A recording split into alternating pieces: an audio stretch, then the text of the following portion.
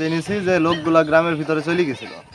তারপরে ওরা আবার কি করেছে, লোকগুলাকে এখানে রিটার্ন নিয়ে এসছে। রিটার্ন নিয়ে আসার পরে ওদেরকে বলেছে তোরা তোদের দিকে চলে যা, তোদের সীমান্তের দিকে, তোদের দেশের দিকে চলে যা। কিন্তু ওরা আবার এইদিকে না যেয়ে ওই দিকে চলে গেছে। এখন এখানে যদি এরা যদি আবার করতো যে নোম্যান্স লাইনে বসাই রেখে ওদেরকে যদি ডাক দিত, ফ্ল্যাগ মিটিং করতো, তাহলে লোকগুলো ওদের দিকে যাইতো। এখন লোকগুলো যে আপনার মাঠের দিকে চলে গেছে, ওইগুলো যে আবার কোন দিক দিয়ে আমাদের দিকে ঢুকে পড়বে এটা তো আর কোনো নিশ্চয়তা নাই। এখন যে কোনো দিক দিয়ে, এখন এই পাটের সিজন, আপনার পাটের ভিতর দিয়ে ঢুকে পড়বে যে কোনো। এখন তো এই যে দেখেন আপনি এইদিকে যে এতগুলো পাটের জমি, এই পাটের জমি দিয়ে যদি ওরা ঢোকে, আমাদের তো ক্ষমতা নাই বোঝার, কারণ লোকগুলো তো প্রায় গ্রামের দিকে ঢুকে গেছিল। থেকে উঠে দেখি যে 4 জনকে পুশিং করেছে বিএসএফ এবং আমাদের বিজিবি ভাইরা ওদের রুখে দিছে। তো 4 জনের মধ্যে 3টা মহিলা এবং একটা পুরুষ। মহিলার 3টার বয়স হবে 20 থেকে 22 এবং পুরুষটার বয়স হবে 19 থেকে 20 এরকম।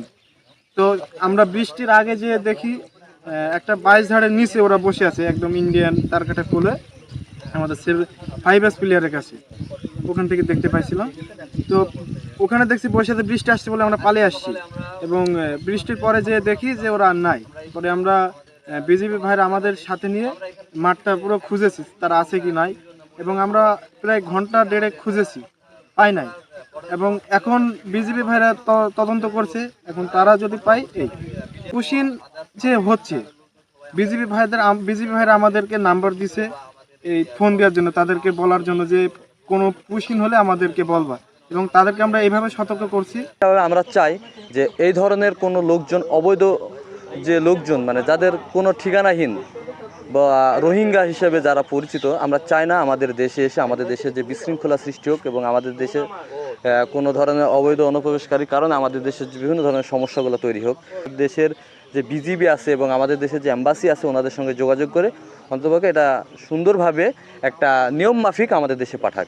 আজকে সকালবেলায় আমাদের বাংলাদেশে এবং খালপাড়া সীমান্তে থেকে 4 জন লোককে, 1 জন পুরুষ এবং 3 জন মহিলা, তাদেরকে আমাদের এখানে প্রবেশ করাই এবং এটাকে সাধারণ যে জনগণ আছে এবং খালপাড়ার জনগণ আছে এবং আশেপাশের জনগণ এবং বিডিআররা এটাকে প্রতিহত করে এবং কঠোর অবস্থানে যায় এবং তাদেরকে আবার চেষ্টা করা হয় তাদের দেশে পুশ করার জন্য। এখন ভিতরে যে মাঠ, যে বড় বড় পাটগুলো আছে, এই হিসাবে আমাদের হয়তো সাধারণ চোখে দেখা খুবই অসম্ভব, সেই হিসাবে এটাকে অনেক ঢাল হিসাবে ব্যবহার করছে এবং আমাদের দেশে এই কারণে এরা প্রবেশ করার মতো একটা ভালো রকম সুযোগ বেছে নিয়েছে এবং রাতের আধারে আমাদের এখানে পৌঁছে দেওয়ার চেষ্টা করছে। আমরা এলাকাবাসী আমরা দেখি যে বিজিবি অনেক সুন্দরভাবে টহল করে, তো ওনারা প্রতিনিয়ত এখানে থাকে। আমরা এলাকাবাসীর চেষ্টা করি তাদেরকে সহযোগিতা করার। আজকে যে ঘটনাটা ঘটেছে, আপনার ভারত থেকে 4 জন, একজন পুরুষ আর 3 জন মহিলা, ওদের বুঝে যাবে এরকম না। একজনও যদি বোঝে, একজনেরও যদি কোনো উপকারে আমরা আসতে পারি, এই জন্যই কিন্তু এসব ক্যাম্পেইন হয়। তা আমি খুবই খুশি যে ফ্রেশ অনন্যা আমার সাথে, আমার বিশ্বাসকে বুঝে আমার সাথে তারা একাত্মবোধ হয়েছে। এইটা আমার জন্য একটা অনেক বড় প্রাপ্তি। তো আমি আজকে আমাদের ক্লোজিং, আজকে আমাদের 15তম ইভেন্ট, বৃষ্টি স্নাত এবং সুন্দর একটা পরিবেশে আমরা আজকে সবাই একত্র হয়েছি, কাজটা করছি। আশা করি যে সফল হবে আমাদের বিশ্বাস, কারণ একদিনে এগুলো হওয়ার নয়, এগুলি আস্তে আস্তে হওয়া। যেমন আমার ছোটোকালে আমি ভালো উপদেশ পেয়েছিলাম, আমি চাই যে আমার মাধ্যমেও যেন আমার এখন যারা ছোট তারা কিছু উপদেশ পাবে। তো সমাজসেবার সাথে জড়িত আছি, সেই কারণে এটা আমারই কনসেপ্ট যে একটা মেয়ে যখন নিজেকে এমন একটা পরিস্থিতিতে পায় যখন তার কান্না ছাড়া আর কোনো উপায় থাকে না, তখন সেই মেয়েটাকে কে তুলে ধরবে, কে তাকে রক্ষা করবে? তার মানসিকতাকে রক্ষা করার জন্য যদি সে নিজেই যথেষ্ট হয়, তাহলেই আমাদের একটা মেয়েকে তার পাশে দাঁড়ানো হবে। কারণ আমি কিন্তু সশরীরে অনেক সময়, মানে সশরীরে একটা মেয়ের পাশে দাঁড়ানোর মতন মা, বোন, ভাই বা যে কেউ থাকে না অনেক সময়। তখন সে মেয়েটা যাতে অতল গহ্বরে নিজেকে ফেলে না দিয়ে বরং নিজেকে সে টেনে তুলতে পারে, এইটাই আমাদের এই কার্যক্রমের উদ্দেশ্য। এখন উদ্দেশ্য সফল হওয়া, ধরুন আমরা 100টা মেয়েকে শিখাচ্ছি, 100টা মেয়েই যে আমার আমরা অনেক গর্বিত যে আমরা সেই সামাজিক দায়বদ্ধতার একটি অংশ হতে পেরেছি।